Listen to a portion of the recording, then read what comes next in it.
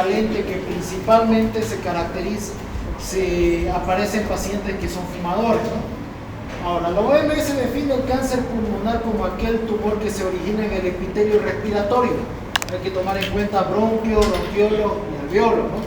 Su causa principal es el consumo de tabaco y hay mayor prevalencia en la raza negra, ¿no? Ahora, no solamente cuando se refieren a la raza negra son a los africanos o descendencia africana, sino también incluso a las etnias latinas de piel morena, ¿no? Entonces, más común en este tipo de pacientes, así que los que son morenitos ya tienen predisposición a enfermar de cáncer de pulmón, y sobre todo si son hombres y fuman, ¿no? Los fumadores tienen un riesgo 10 veces de presentar cáncer pulmonar en comparación a personas que nunca fuman. Los fumadores pasivos tienen predisposición a cáncer, ¿no? Pero eso tampoco, digamos, a los fumadores los salva de tener la predisposición al cáncer, ¿no? Ahora, hay otros agentes que pueden desencadenar el cáncer pulmonar. El asbesto, que es lo que hablamos en neumoconiosis. El asbesto es un material en el cual se hacían los materiales de construcción, por ejemplo, los techos falsos, los Duralit, los plastofor que se utilizan para recubrir los cielos falsos. Tenían asbesto y son bastante cancerígenos. Actualmente a nivel mundial se prohíbe el uso de asbesto, pero vayamos a saber si los materiales que se producen aquí en nuestro país son libres de asbesto.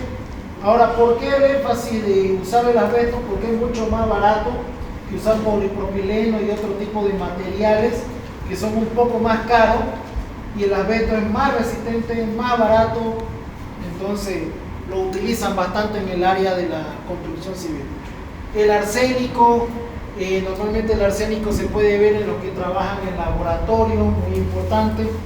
Biclorometiléter, es un compuesto, si no me equivoco, biclorometiléter. Los que trabajan en el área de odontología y anestesiología ven bastante este tipo de compuestos. Cromo hexavalente, los que trabajan con metales pesados, ya los joyeros o incluso también los soldadores, ya que las varillas que utilizan para hacer la soldadura tienen cromo. Sulfuro de cloretilo, el gas mostaza, bastante se utilizó durante la Primera Guerra Mundial, el gas mostaza. Si no salías ciego o con convulsiones permanentes, salías con cáncer de pulmón por inhalación de él. Níquel e hidrocarburos aromáticos, por ejemplo, entre los hidrocarburos aromáticos estarían algunos tipos de colonias baratas que se utilizan actualmente, ¿ya? ¿Por qué? Porque son derivados del carbono y son aromáticos y se utilizan para la confección de perfumes. Por eso es que actualmente en la perfumería se utilizan animales para probar si no son nocivos al ser humano, ¿ya? Pero hay algunos que se saltan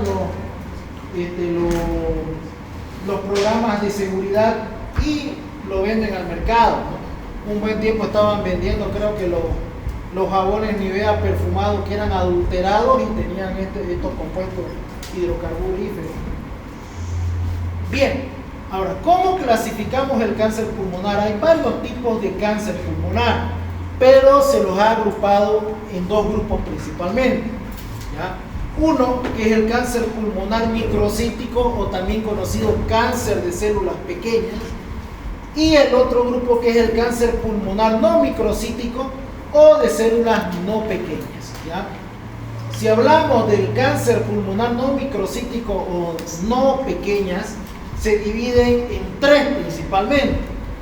Vamos a ver el más común, que es el adenocarcinoma, que como dice su nombre, adenoma, se origina principalmente en las glándulas productoras de moco de todo el tracto respiratorio, bronquiolos y alveolos, ¿ya?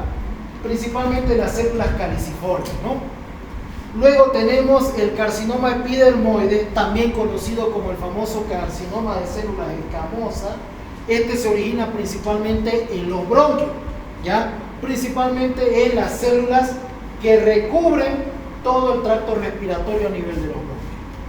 Y luego tenemos el carcinoma de células grandes o macrocítico, que puede aparecer tanto en la vía respiratoria como en el parénquima pulmonar, ¿ya?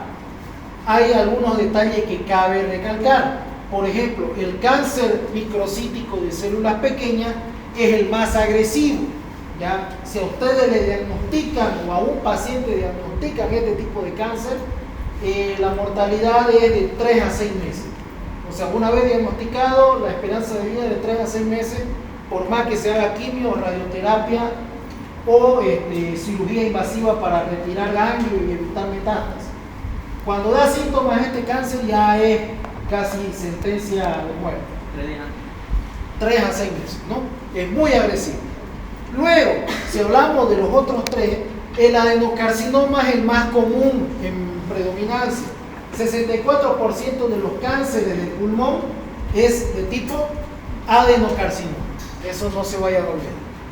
Luego, si hablamos el que se relaciona más con el hábito compulsivo de fumar, aquellos pacientes que fuman 3 cajetillas diarias hasta 4, van a manifestar el carcinoma de células escamosas. Normalmente en estos pacientes van a hacer una metaplasia primero de la vía respiratoria, y como no abastece, recuerden que el epitelio de la vía respiratoria es pseudoestratificado cilíndrico, por la misma abrasión causada por el humo, empieza a haber primeramente una metaplasia. Este epitelio se cambia a células escamosas, de ahí viene el nombre. Recuerden que las células escamosas principalmente predominan en cavidad bucal y piel. Entonces se trata de cambiar, el cuerpo cambia estas células para evitar la abrasión provocada por el humo. Pero cuando aún así se sigue estimulando por el mismo humo las lesiones en el tracto respiratorio, ya ocurre una displasia y posteriormente un cáncer, ¿no? La formación de este carcinoma. Y bueno, el carcinoma macrocítico de células grandes es el más raro, muy poco se diagnostica. Ahora, si ustedes ven en su libro, le habla, si hablamos del cáncer microcítico, hay cáncer microcítico neuroendocrino, cáncer microcítico de células germinales, esas son subtipos, ¿ya? Todas son cáncer microcítico, la única diferencia es que tienen otro tipo de secreción. Por ejemplo, el cáncer microcítico de células germinales empieza a segregar testosterona. Si una mujer tiene este tipo de cáncer, va a empezar a tener engrosamiento de la voz, aumento del vello facial, ya puede tener acné, le puede salir. En el caso del hombre, puede producir ¿cómo le digo? Esterilidad, ¿ya? O también que el paciente tenga cambios de humor muy repentinos, se ponen muy enojados, etc., ¿no? Entonces, esos son de secreción neuroendocrina, hay que tener cuidado, ¿no? Entonces, esos son algunos, es la diferencia con respecto al cáncer pulmonar de células no pequeñas, ¿no? Ahora, ¿qué manifestaciones clínicas pueden tener un paciente con cáncer? El principal síntoma es tono productiva, y esa es una de las razones por las cuales los fumadores ignoran este síntoma. ¿Por qué? Porque no es productivo, a veces es ocasional, a veces 1 o 2 veces al día, pero con el pasar del tiempo va intensificándose. El segundo síntoma más común es la hemoptisis, ¿ya? La hemoptisis normalmente ya es un motivo de consulta por el cual el paciente acude a neumología, pero ya cuando hay hemoptisis el cáncer está avanzado, ¿no? Dolor torácico es una de las razones. Por ejemplo, lo que hemos ido a práctica ahora y también hace 2 semanas, ¿se acuerdan que teníamos una paciente con una masa pulmonar? ¿Ya? A esta paciente con masa pulmonar le pedimos una broncoscopía. Ahora vimos todo lo que fuimos a práctica, que esos resultados de la broncoscopía han salido negativos, ¿ya? Y el principal motivo de consulta de la paciente ha sido dolor. No ha tenido fiebre, no ha tenido tos, ¿ya? Solamente dolor torácico. Entonces le hemos mandado a cirugía de tórax para ver qué hacer. Uno de los síntomas que también pueden manifestar es disnea, pero también son síntomas ya crónicos, ya cuando el cáncer está muy avanzado. Síndrome de la vena cava superior. Normalmente los pacientes con síndrome de vena cava superior van a manifestar edema facial, sobre todo del cuello hacia arriba. Aparte de eso van a aparecer circulación colateral. ¿Se acuerdan cómo es la circulación colateral del síndrome de vena cava superior? acuerdan? ¿Cómo? Normalmente hay dos tipos de circulaciones colaterales, ¿no? Hay uno que se llama la circulación colateral en cabeza de medusa, que esa aparece en el abdomen, así como si fuera un ovillo y salen un montón de venas. Aparece en el abdomen, en el ombligo y empiezan a salir un montón de venas. Ese cuando es problemas de vena cava inferior, de vena porta principalmente, ¿no? Ahora los de vena cava superior son peritraqueales. Normalmente aparecen venas de esta forma, que van de arriba hacia abajo, de esta forma, aquí. Aparecen en un lado y normalmente es en emitoras derecho. Aparte de esas venas, de esa circulación colateral, hay edema facial en estos pacientes, sobre todo al momento de despertar, ¿ya? En las mañanas.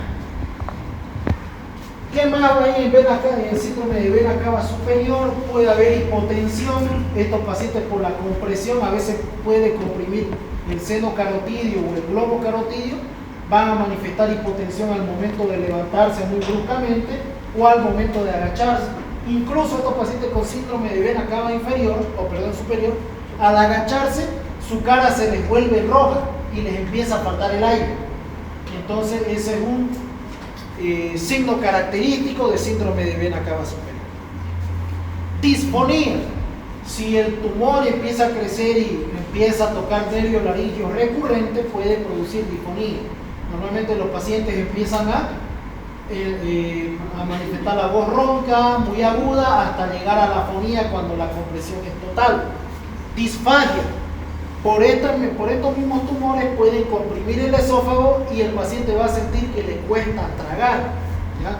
O también a veces se comprime el nervio frénico y el paciente va a costarle respirar un poco. Pérdida de peso y anorexia, algo muy importante. Ahora, ustedes dirán, ¿por qué empiezan a perder peso, doctor, los pacientes con cáncer? ¿O por qué empiezan a tener anorexia los pacientes que tienen cáncer?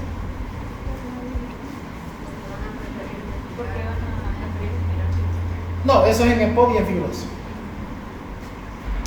¿Alguien tiene idea? ¿Se acuerdan algo de patología? Ya. Normalmente, cuando se forma un tumor, son células atípicas, no oncogénicas. Normalmente son células que se forman en lugares donde no deberían estar. Por ejemplo, aparecen células glandulares en músculo, un ejemplo, ¿no? O células propias de la pituitaria dentro del pulmón. Entonces estas células, como ya anularon su sistema propio de apoptosis, estas células, al ir haciendo mitosis e ir multiplicándose, empiezan a solicitar más comida, ¿ya? Normalmente una célula, qué sé yo, tiene programada su vida unos 3 días y después produce la apoptosis y se muere. Pero estas células cancerígenas, al anular su apoptosis, empiezan a crecer descontroladamente. Y por ende, como son células que necesitan ATP, empiezan a producir vascularización anormal, una neovascularización. ¿Para qué? Para que lleguen nutrientes a estas células que empiezan a pedir más alimento. Entonces, como empiezan a crecer estas células y empiezan a pedir alimento, el paciente empieza a hacer hipercatabolismo y todos los nutrientes que antes alcanzaban para todo el cuerpo, ahora ya no alcanzan. Aparte de eso, estas células, como secretan muchas sustancias endocrinas, empiezan a pedir más alimento y el cuerpo empieza a redistribuir todos los nutrientes solo a esta masa de células atípicas y ya no a las células del cuerpo. Entonces el paciente empieza a perder peso. Estas células, como secretan factores inflamatorios, al secretar factores inflamatorios al torrente sanguíneo, como factor de necrosis tumoral beta y factor de necrosis tumoral alfa, estos al llegar al hipotálamo van a inducir la supresión del apetito. Y por eso los pacientes con cáncer empiezan a perder peso y empiezan a perder el apetito por la misma célula. Es un círculo vicioso. Luego, ¿qué más? Por los mismos factores que se liberan de inflamación, hay fiebre, dolor óseo. Normalmente el dolor óseo aparece cuando hay metástasis o el origen es óseo. Y anormalidad radiográfica, un tumor asintomático. Por ejemplo, el día de ayer no es un tumor, pero es un paciente que solamente vino por tos y hemos pillado una cavitación en vértice pulmonar derecho. No ha tenido fiebre, no ha tenido pérdida de peso, solo es tos no productiva. Entonces, pasa que a veces, digamos, en un examen de rutina, se pilla lo que le pasó a nuestro queridísimo candidato, el Kencha, que él, por ejemplo, se hacía anualmente todos sus análisis, y según lo que cuenta, dice que se hizo un examen de orina y pidió sangre. Fue al urólogo, el urólogo le hizo una tomografía, pidió un nódulo en vejiga. Se hizo una resonancia y resulta que era un tumor de vejiga, un cáncer de vejiga. Se fue a hacer quimio y bueno, ahora ya lo tienen postulándose a la presidencia. Como siempre, Kencha cagando nada. Ya vemos cómo está ahorita la situación electoral, ¿ya? O como me pasó a mí, que yo, por ejemplo, cuando estaba dando infectología en 2023, resulta de que yo nunca tuve síntomas de nada y tuve una pesadilla donde soñaba que me daba un cólico biliar. Y yo al otro día, cuando fui a Corde, estaba mi colega, el médico internista, casualmente estaba haciendo su curso de ecografía. Yo le dije, viejo, ya que estás haciendo tu curso de eco, ¿no me dañas un poco el abdomen? Claro, me dijo, no. Cuando pongo ahí estaba mi calculito dentro de la vesícula. Lo chistoso es que nunca me dio síntomas. Siempre comía tranquilo, no venía cólico, comía grasa, le tiraba una churrasqueada brutal de eso, ¿no? Y a veces yo busco la carne con más grasita y eso ni siquiera me daba cólico, ni náusea, ¿ya? Y bueno, yo dije a fin de año, acabo infecto, aprovechando el seguro de la Gabriel, me voy a hacer operar, laparoscópica, ya que no tengo síntomas. Bueno, fui donde el cirujano, me mandó a hacer una ecografía por su parte, en vez de un cálculo eran 3, aparecieron 3, ya bueno, me hice operar. Y ya después cuando me operaron, salí, casualmente el cirujano era mi amigo, eran 25 cálculos. ¿Por qué no se veían en la ecografía? Porque eran cálculos de colesterol, no eran de virus. Ya pregúntenle al doctor Vivé por qué no aparecen los cálculos de colesterol en la ecografía. Entonces, fue un hallazgo casual, lo mismo pasa, hay algunos que van, se hacen una radiografía de control, pum, pillaron el tumor y sin síntomas. Entonces, puede pasar, eso son anormalidades radiográficas interesantes. Ahora, ¿qué también? Normalmente cuando el cáncer está avanzado también pueden aparecer acropaquías, ¿ya? Las acropaquías normalmente nos indican patologías respiratorias crónicas, entre fibrosis pulmonar, cardiopatías o por último, cáncer pulmonar. ¿Ya? Eso no se oye muy bien.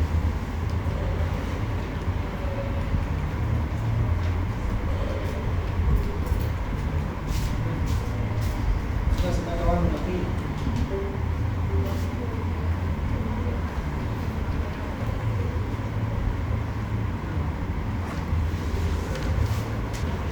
¿Cómo diagnosticamos el cáncer pulmonar? Bien, hay que hacer varias pruebas, ¿no? Ahora, las pruebas necesarias para obtener el diagnóstico citopatológico deben ponerse en marcha tan pronto como se sospeche de cáncer pulmonar, ya sea por clínica o por sospecha radiológica, ¿no? ¿Qué estudio primeramente? Bueno, una radiografía de tórax, que es lo que hemos visto en esta paciente que les comentaba. Un TAC de tórax es muy importante para identificar las masas, se puede pedir contrastada. Ahora, ¿por qué creen que pedimos tomografía contrastada? Les explico. Si tenemos aquí, digamos, un pulmón y tenemos aquí una imagen que parece masa, ahora, si tenés duda y no sabés identificar entre masa y patrón alveolar, como mis queridos alumnos ahora en la tarde, que vieron la masota y me decían que era patrón alveolar. ¿Cómo es el patrón alveolar? Tiene broncograma aéreo. La masa es circunferencial, mayor a 5 centímetros y no hay broncograma aéreo. Pero hay algunos que tienen duda. Puede ser una condensación total con ateritación.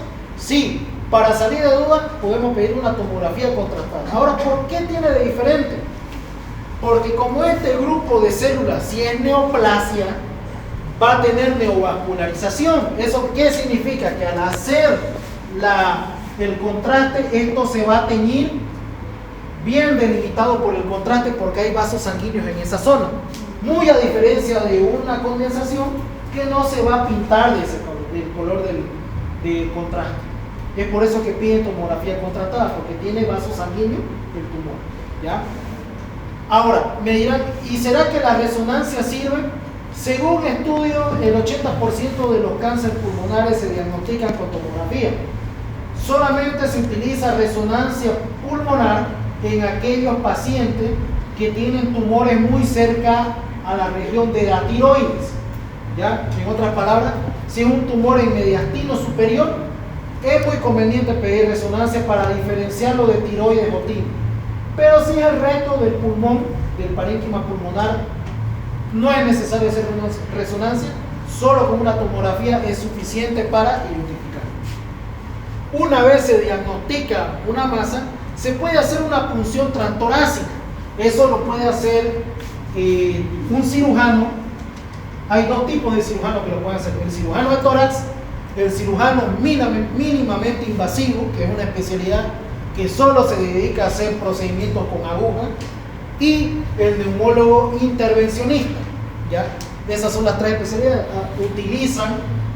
Colocan anestesia local en esta zona, mandan al paciente a tomografía, y en medio de la tomografía, con una aguja especial que puede ser una truco, pinchan a través del tórax y llegan aquí y sacan un pedacito de la masa. Ya ese es un procedimiento mínimamente invasivo. El problema es que si el paciente tiene bronquiectasia, tiene blef, hay riesgo de neumotórax, ¿ya? Así que por eso es que se hace una tomografía, para ver que no haya bronquiectasia, blef, que pueda tocar la aguja y producir un neumotórax. Ya por eso es que este procedimiento solo lo tiene que hacer personal calificado, ¿ya? Luego, citología de esputo. Esta es una forma barata. Algunos le dicen es la biopsia del pobre. ¿Por qué?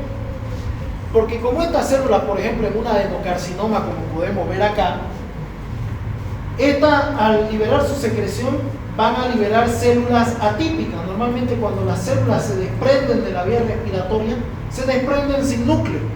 Pero si fuera un cáncer, estas células se pueden desprender manteniendo un núcleo de otra forma. Entonces la citología de esputo, ¿en qué consta? Le dicen al paciente que escupa, mandan al patólogo y va a revisar si dentro de esa célula del esputo no hay algunas que tengan núcleo atípico. Si tienen núcleo atípico, entonces ya sospecha de una neoplasia. Muy importante. También se puede pedir citología en cualquier tipo de líquido corporal. Por ejemplo, en un derrame pleural pedimos citología de líquido pleural para ver si no hay un mesotelioma. ¿Por qué? Porque en el líquido pleural, si hay células mesoteliales con núcleo, significa que hay un posible cáncer pulmonar. Fibrobroncoscopía, muy importante. Ahora, ¿cuál es la limitante de la fibrobroncoscopía? Si tenemos, aquí vuelvo a usar mi pulmoncito que dibujé, que no aparece un trapecio, ¿ya? Tenemos aquí el bronquio principal derecho, tenemos su ramificación, ¿no es cierto? Si el tumor está cerca de algún bronquio, va a ser fácil biopsiarlo con una aguja transbronquial. Se mete el broncoscopio y ¡pum!, se biopsia.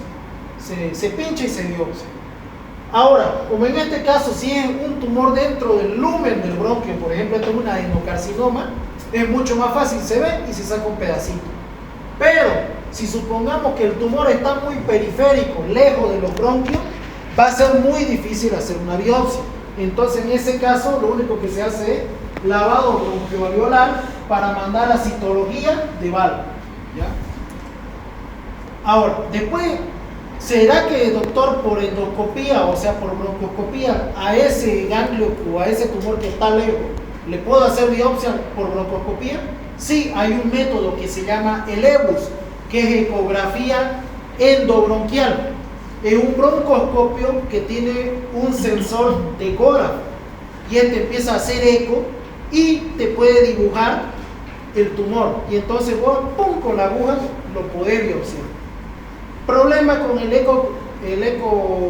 EBUS es lo siguiente: uno, de que también puede causar neumotórax, puede causar hemorragias grandes, porque como estos están bien vascularizados, tal vez sacamos un pedacito y en vez de sangrar dentro del bronquio, sangra todo el parénquima y podemos ocasionar un distrés, ¿ya? Y la otra razón es el costo.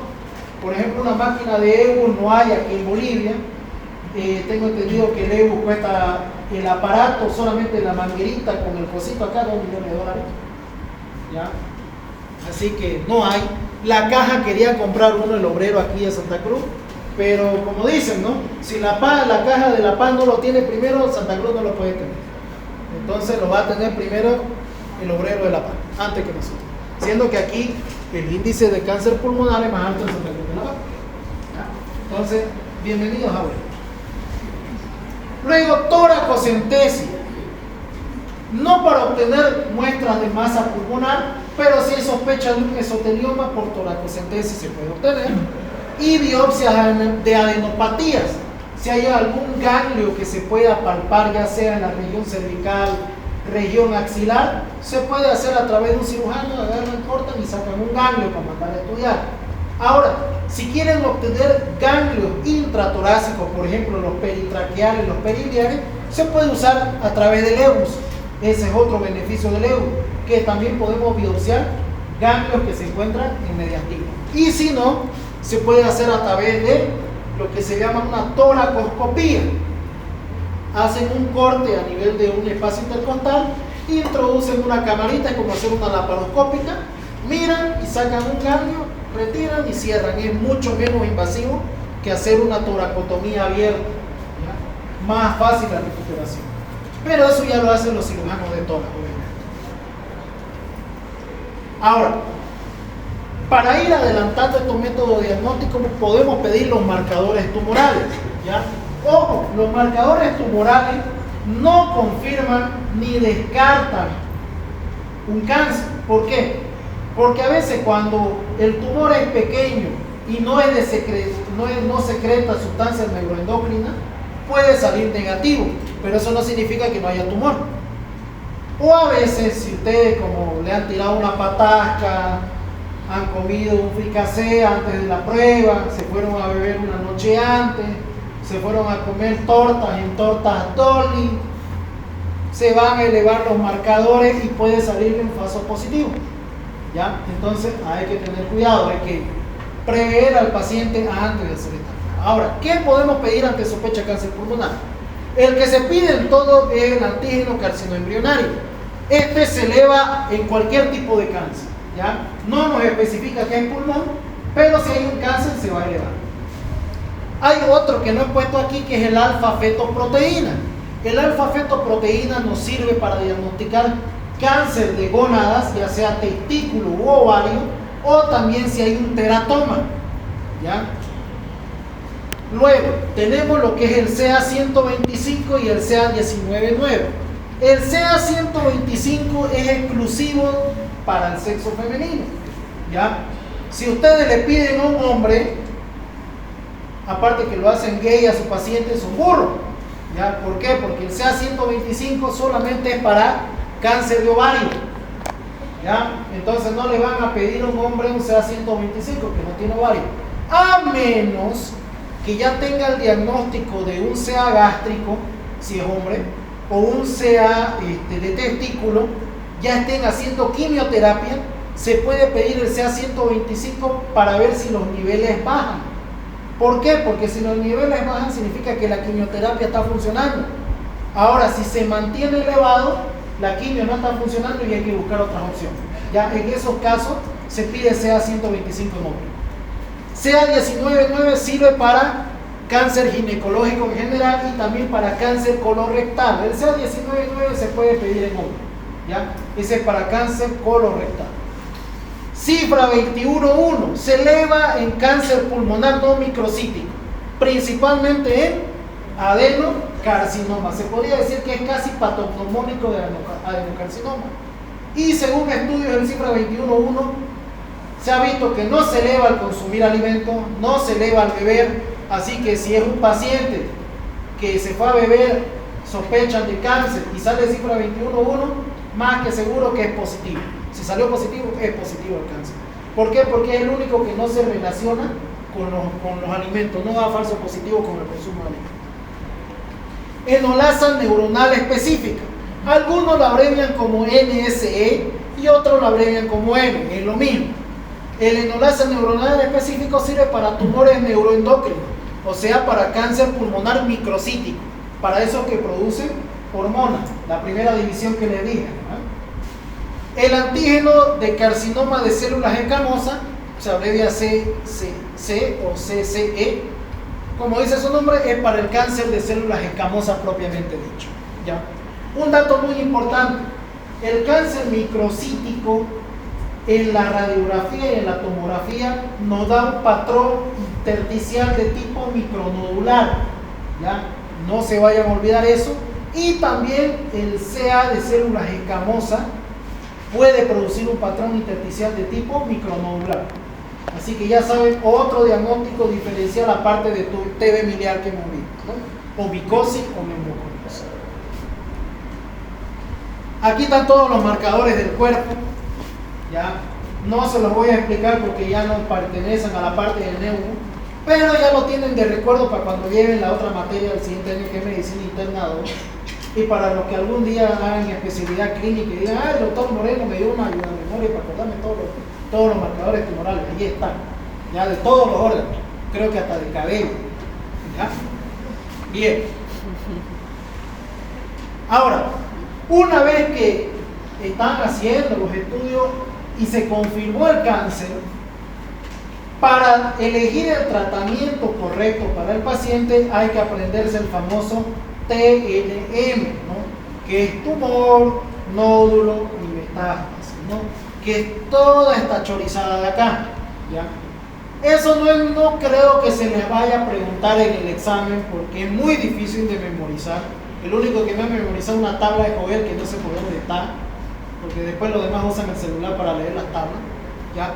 Pero al que se quede en segunda instancia se lo voy a preguntar, ¿ya? Así que yo que ustedes me esfuerzo, porque el de segunda instancia sí o sí, se lo juro, se lo prometo, que le voy a preguntar TNM, ¿ya? Así que al que piensa quedarse en segunda instancia, ya les estoy dando una pregunta, ¿ya? Bien, ¿qué significa el TNM? Cuando yo estudiaba en segundo año de medicina, el TNM solamente era T0, T1, T2 y T3. Ahora ya cuando entré en neumología inventaron el T0, el TX, el TIS, el T1, T1A, T1B, T1C, así. Cada uno tiene una significancia. Se los voy a dejar para que lo lean, ¿ya? Porque es lo mismo, lo único que aumentan unas cuantas cositas, ¿ya? Lo mismo en el N. Yo cuando estudié, el N era N0, 1, 2 y 3. Ahora NX. Y en metástasis solamente había metástasis 0 y metástasis 1. Ahora hay metástasis 1A, 1B y 1C. ¿Ya? ¿Cómo va cambiando la medicina en 15 años? ¿Ya? Bien. Ahora, ¿para qué nos sirve eso? Una vez que estadificamos al paciente, va a haber el estadio 0, estadio 1, estadio 2, estadio 3 y estadio 4. ¿Ya? Para eso, por ejemplo, si tu paciente tiene un estadio 1A1, ¿qué significa? Que tiene un tumor 1A, una metástasis 1, un nódulo 0 y una metástasis 0. Entonces ese es el grado 1A. Para eso significa todos esos numeritos, todas esas letras de clasificaciones, para meter al paciente en uno de estos grados. ¿Y para qué sirve? Para dar el tratamiento según la etapa.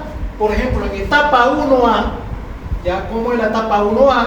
Aquí vimos que la etapa 1A es solo un tumor, 1, sin nódulo y sin metástasis.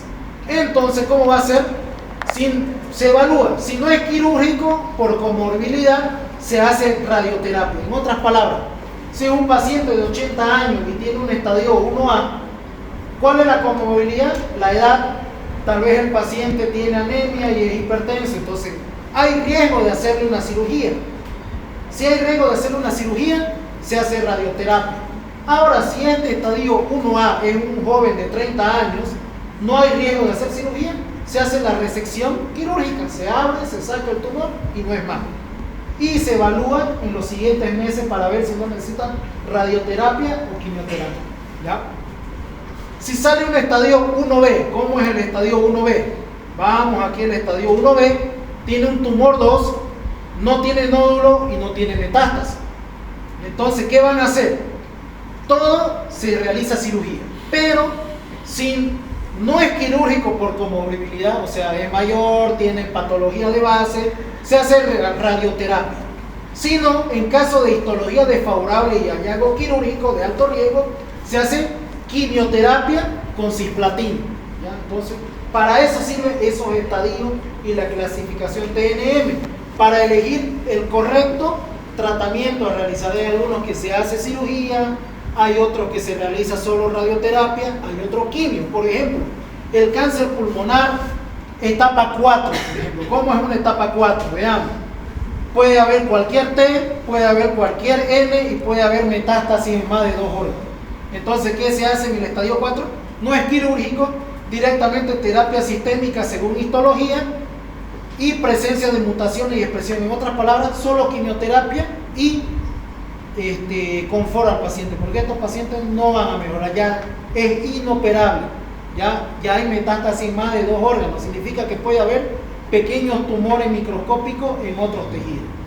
Por ejemplo, el cáncer de células pequeñas, por ejemplo en el estadio 3B o 4, es una enfermedad extendida, solo se hace quimioterapia y confort al paciente, no va a sanar, le pueden alargar un poco más la vida, así que hay que darle confort a este tipo de pacientes. No sé si me dejé entender.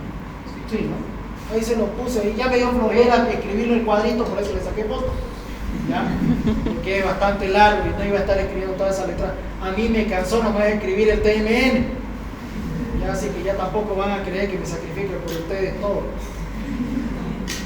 Bueno, ¿y cuál es la prevención del cáncer pulmonar? Evitar los agentes nocivos que pueden desencadenar, y principalmente el tabaco. ¿Ya?